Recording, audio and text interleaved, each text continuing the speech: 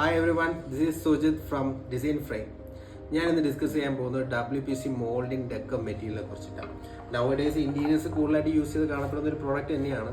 ഇതിൻ്റെ ഒരു പ്രത്യേകത എന്ന് വെച്ചാൽ നമുക്കൊരു പ്ലെയിൻ വോളിനെ അല്ലെങ്കിൽ പ്ലെയിൻ ഒരു സീലിംഗ് ഏരിയനെ നല്ലൊരു പ്രീമിയം ലുക്കിലോട്ട് കൺവേർട്ട് ചെയ്യാൻ സാധിക്കും, ഈസിലി കൺവേർട്ട് ചെയ്യാൻ സാധിക്കും എന്നുള്ളതാണ്.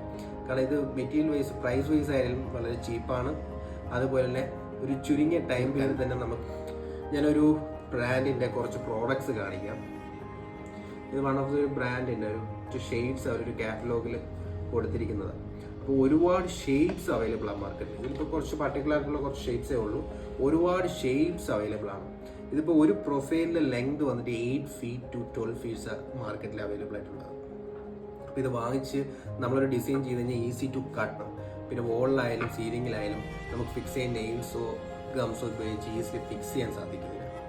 അതുപോലെ ഇത് പെയിൻറ്റബിൾ മെറ്റീരിയൽ ആയതുകൊണ്ട് തന്നെ നമ്മൾ വോളിൽ അപ്ലൈ ചെയ്യുന്ന പെയിൻറ്റ് ഏതാണോ അത് തന്നെ നമുക്ക് ഇതിൽ അപ്ലൈ ചെയ്ത് പോകാവുന്നതാണ്.